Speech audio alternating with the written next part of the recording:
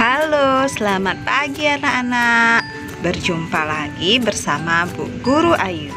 Apa kabar hari ini anak-anak? Mudah-mudahan kabar kalian semua baik-baik saja ya. Nah, hari ini kita akan belajar di tema 3, tokoh dan penemuan, subtema 1, penemu yang mengubah dunia pada pembelajaran 2. Sebelum kita belajar, marilah kita berdoa menurut agama dan kepercayaan masing-masing supaya bisa mengikuti pelajaran dengan baik. Berdoa dimulai. Berdoa selesai. Baiklah anak-anak, kita mulai belajar ya. Kamu telah belajar tentang Michael Faraday yang menemukan generator penghasil arus listrik. Banyak manfaat listrik yang mempermudah kehidupan manusia. Sikap apa yang dapat kita contoh darinya? Bagaimana kita mengaplikasikan sikap tersebut dalam kehidupan sehari-hari? Michael Faraday menemukan generator penghasil arus listrik. Dengan adanya listrik, banyak sekali manfaat yang dapat kita peroleh. Listrik membuat orang hidup lebih nyaman karena banyak pekerjaan yang bisa dilakukan dengan adanya listrik. Nah, anak-anak, kita lanjutkan belajar ya. Sekarang silahkan amati gambar kamar Edo berikut ini. Nah, gambar ini juga sudah ada di buku tema kalian di halaman 10. Silahkan diamati ya.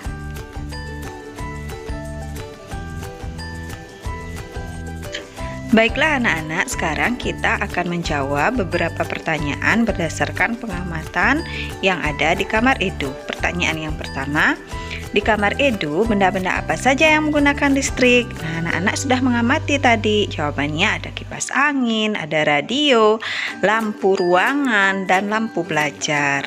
Yang kedua, apa manfaat listrik untuk Edo? Nah, listrik itu mendukung kegiatan belajar Edo ketika malam hari. Selain itu, listrik juga bisa menghibur Edo saat bosan belajar, yaitu menghidupkan televisi dan radio.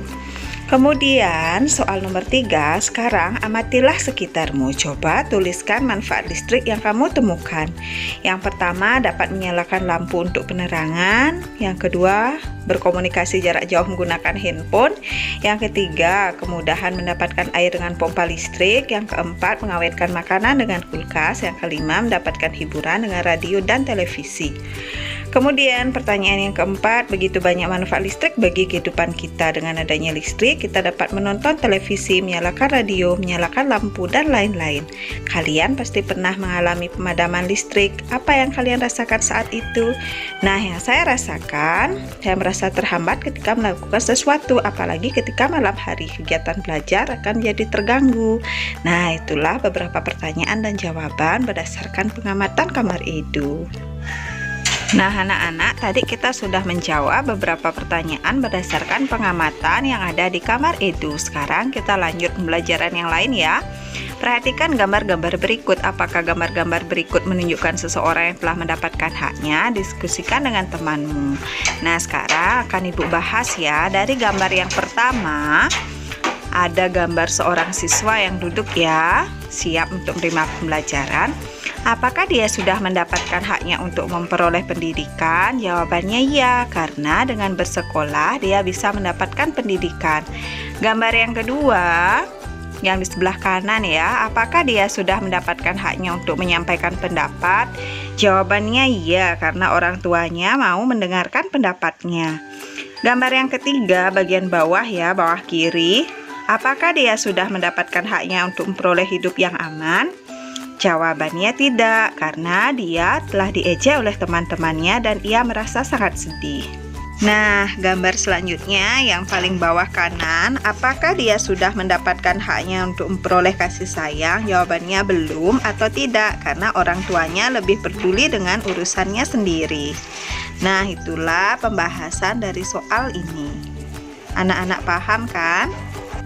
Nah, anak-anak, kita lanjutkan belajarnya ya. Sekarang kita akan mencari contoh hak dalam kehidupan sehari-hari. Ada hak di rumah, hak di sekolah, dan hak di tengah masyarakat. Yang pertama, hak di rumah yang pertama adalah mendapatkan makanan dan minuman. Yang kedua, mendapatkan kasih sayang. Yang ketiga, mendapatkan uang jajan. Yang keempat, bermain. Yang kelima, tidur. Hak di sekolah yang pertama mendapatkan ilmu, membaca buku di perpustakaan, mengikuti kegiatan ekstrakurikuler, berteman, tempat belajar yang layak. Kemudian hak di tengah masyarakat yang pertama menggunakan jalan umum, kedua berpendapat, ketiga membangun rumah, keempat mengadakan acara pribadi, dan yang kelima berhubungan sosial. Itulah hak-hak yang kita dapatkan yang ada di rumah, di sekolah, dan di tengah masyarakat. Nah anak-anak, tadi kita sudah belajar tentang hak-hak di sekolah, di rumah, dan di tengah masyarakat. Nah sekarang kita akan bahas pengertian dari hak tersebut. Apa dimaksud dengan hak? Hak adalah sesuatu yang mutlak dimiliki seseorang dan penggunaannya tergantung orang tersebut.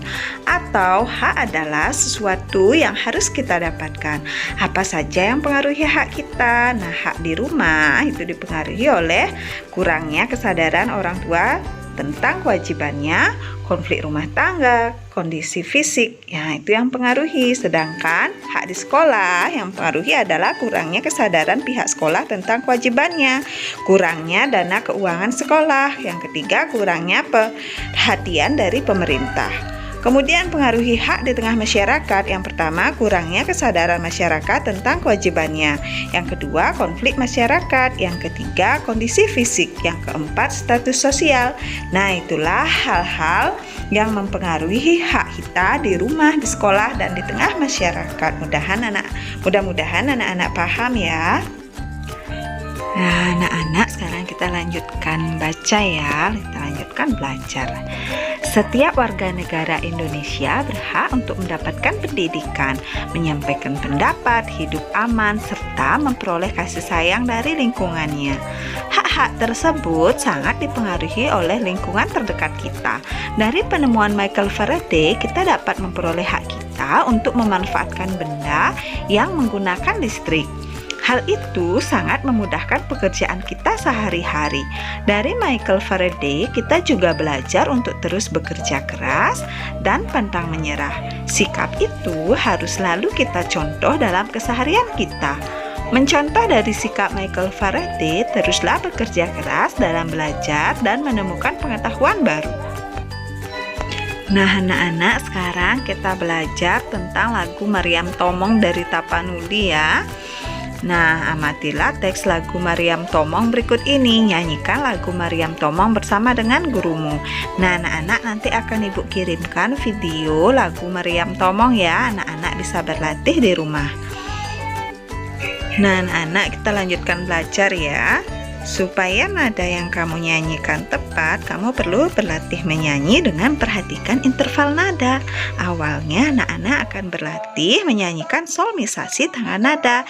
Ini sudah ada di buku kalian ya. Setelah itu anak-anak akan belajar nada-nada yang berjarak 1, setengah, 1,5, dan 2. Nanti akan Ibu kirimkan video juga ya. Nah anak-anak, cukup sekian ya pembelajaran kita hari ini.